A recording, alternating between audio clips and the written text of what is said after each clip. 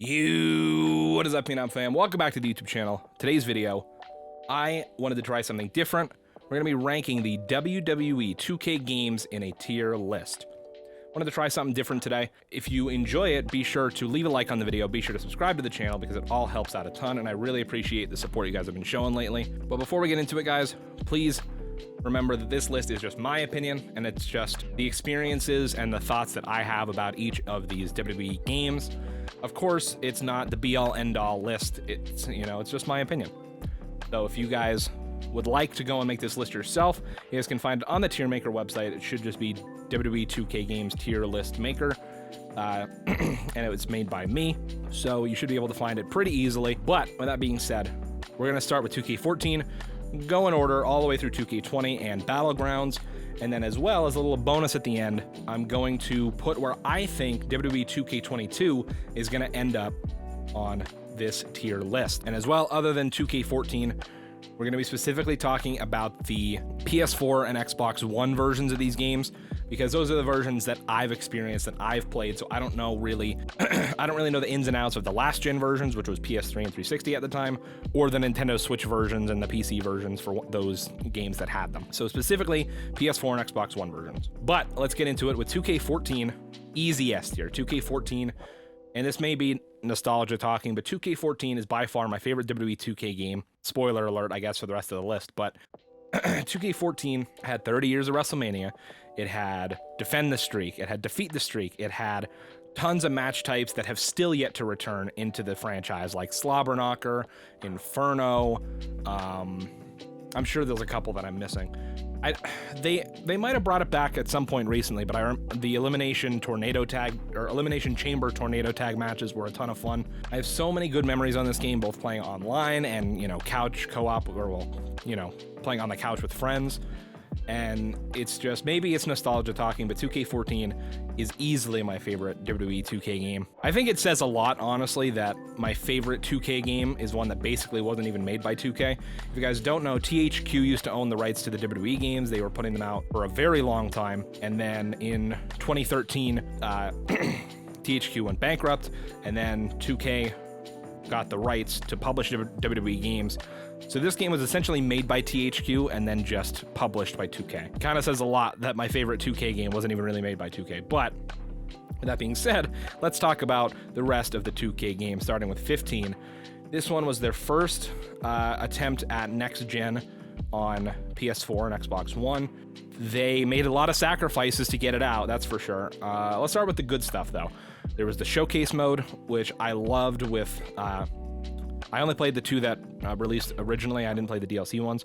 That was CM Punk versus John Cena, as well as Triple H versus Shawn Michaels. Those were both great. I liked that they brought over the My Career mode from the NBA games. I don't like the way they executed the My Career in 2K15, because basically once your story ended, that was it. You couldn't play the My Career anymore unless you started over. Whereas in the NBA games, your story will last like the first season or two of your NBA career. But then after that, you can still keep playing, keep unlocking new stuff, new badges, new upgrades, and then you can kind of work towards getting in the NBA Hall of Fame, which I wish more of the WWE games did stuff like that. 2K15 did not do that. It pared back the creation suite a ton from 14. You lost the ability to create a women's wrestler. You lost the ability to create a finisher. You couldn't create a championship. Just like... tons of options just gone. Pretty much the only other good thing I could think of for 15 was obviously the new graphics, but that's what you'd kind of expect from a jump to next gen. So for me, 2K15 is going to go in C tier. 16 brought back showcase mode, focusing only on the career of Stone Cold Steve Austin, which I thought was a lot of fun. There was improvements made to the My Career mode. There was slight improvements made to the gameplay. The one thing that I don't like that 2K16 did is that it introduced the reversal limit, which I hated. I always turned that off immediately. But overall, otherwise, I do think it was a general improvement over 15, so I'm going to put it in B tier. 2K17 removed the showcase mode completely, and 2K said this was because they wanted to focus on vastly improving the My Career, which they did improve My Career, but I wouldn't use the word vastly improved. It was improved a little bit, but I don't think it was worth taking out the showcase mode. I would have liked to see, since Brock Lesnar was on the cover, I would have liked to see a Brock Lesnar showcase mode, even though I don't like Lesnar that much. Just any showcase mode would have been cool. 17, gonna go in C tier. It did make some improvements from 16, but most of them, like I said, weren't worth dropping the showcase mode for, in my opinion. 18, we got a revamped graphics engine or new lighting engine, so the graphics looked quite a bit better. Gameplay was steadily improving, the pace of gameplay. Still no showcase mode, which does stink a little bit. My career was improved a lot. I don't remember if it was 17 or 18. One of these introduced the promo system.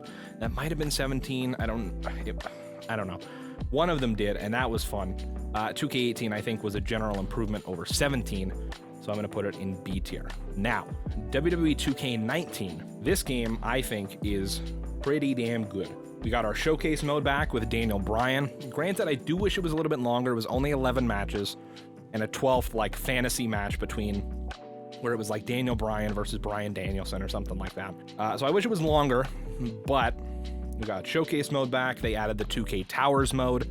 There was the AJ Styles $1 Million Tower, which you could just cheese. So we're going to skip over that one. But 2K19, I think, is the game that got the pace of the wrestling the best out of the next-gen 2K games, where where they really started to focus on simulation. I feel like 19 was a really good bridge between the simulation aspects, but also being quick and arcadey. Granted, I did play with the reversal limits turned off in this game, so maybe that's why it felt so fast. And I mean, granted, I think I played all these games with the reversal limits turned off if they would let me turn them off. In general, 2K19 is my favorite next-gen 2K game, and I think it goes in A tier. Now, oh gosh, the shit show known as 2K20. I don't even know if I can say. I think the one good thing I could say about 2K20 is that it had a pretty damn good roster from what I remember. Other than that, oh man.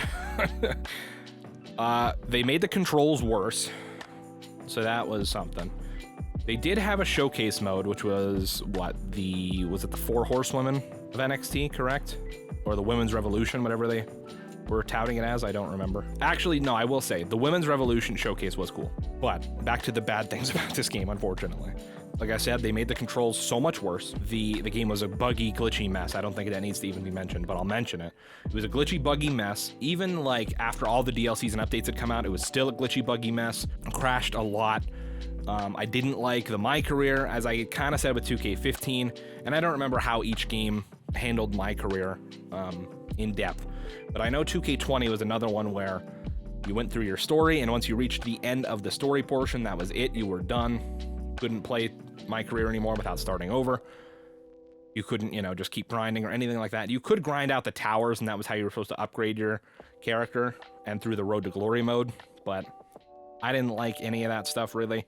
Yeah, I don't know. 2K20, it mostly was just 2K19, but worse in every way. And I mean that honestly. Other than the Women's Showcase, that was great. But other than that, it was just 2K19 but worse. So, a lot worse. So this one, we're going with D tier. Is that a little harsh? Honestly, I think D tier is fair to me.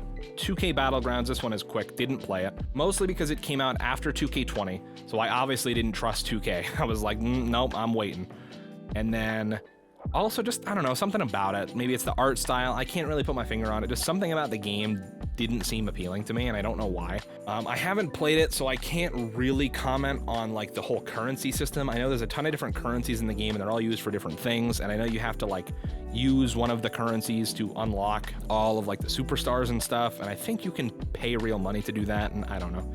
I could be wrong on all that, but the whole like system of unlocking characters, I didn't like the look of it. So that's why I haven't played it. It was even free on PlayStation Plus a few months ago, and I still chose not to play it. So at this point, I probably won't ever play it.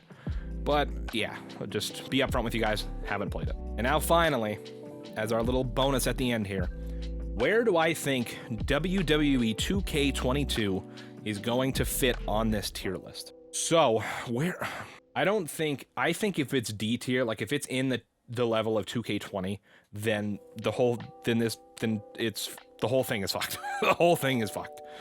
So it can't possibly be that bad. If it is, then we're oh, oops. Well, technically that's true. I haven't played it yet, but it won't let me pull it back out. So that's what she said.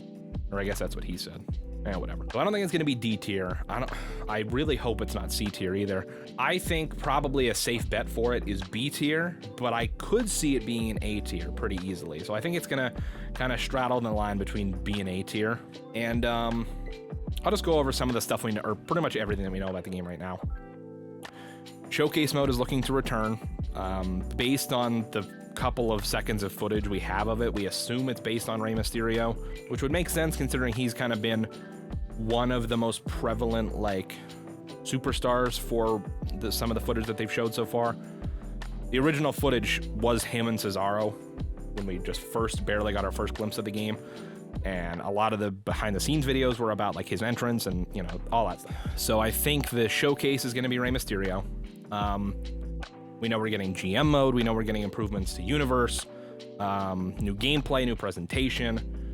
If you guys didn't see the video that I put out a couple days ago, I'll link it down in the description. It was my top three concerns for WWE 2K22, and I'll just quickly go over them now just to give you guys a quick summary. My number one concern is the roster, both from a playable character perspective and also in the sense that, like, I wonder how many of the released superstars, of the superstars released from the WWE in the past year and a half, will have to be removed from the game. And if they have to be removed from the game, what kind of trouble and extra time do they have to spend fixing that stuff? Like, the example I gave in the video was, what if the Fiend played a big part in my career, and now they want to remove the Fiend from the game? Now they have to go and find a new superstar who's still in WWE to take on that storyline, and re-record all those voice lines, re-record the cutscenes, commentary has to come back in and re-record the commentary lines. It just seems like a whole lot of extra effort that WWE is forcing on them. So we don't really know if the released superstars have to be released from the game or taken out of the game. Some of them, most of them probably don't, but we'll see what happens. We really don't know. The other is the controls, because the controls, they showed the controls, they look like shit. They look worse than 2K20 somehow. I explained it more in that video. I'm not going to go super in depth with it, but they look horrible. And finally, my last concern was the new My Faction mode, which is essentially going to be a WWE themed version of your like Madden Ultimate Team or your FIFA Ultimate Team or your NBA My Team. You know, your card packs, your opening card packs, making a team, playing games. It's already been confirmed that you'll be able to spend real money on VC to open these card packs and whatnot. So that mode is something that I'm really not going to delve into and play, just because those modes are so icky. Like, it's very clear that they just build them in a way that they want you to buy microtransactions. And so I'm not into that kind of stuff. I know some of you are, maybe that's a positive for some of you guys, but to me, it's not. But I think if the roster is still mostly intact, and maybe I'm just overblowing this whole thing, I think it could very easily be A tier, but I think just to be safe, I'm gonna call it B tier for 2K22. And who knows, maybe we can come back and revise this tier list when 2K22 is actually out and we actually, you know, have a better idea of where it fits. But I don't think this is half bad. I mean, of course I don't. This is my opinion. 2K14 in S tier, 2K19 is A tier, B tier is 2K16, 18, and 22, C tier is 15 and 17, D tier is 20, and didn't play as Battlegrounds. I don't know. I mean, guys, it's just my opinion. Like I said, if you don't agree, that's fine. You can make the list yourself, or you can let me know in the comments respectfully that, you know, how you would rank these games. And yeah, I'd love to know how you guys feel. Respectfully. Once again, respectfully. Let me know respectfully in the comments. With that being said, guys, I hope you enjoyed this video. If you did, be sure to leave a like and subscribe to the channel. Really appreciate the support. But until next time, guys, have a phenomenal day. And guys, Phenom out.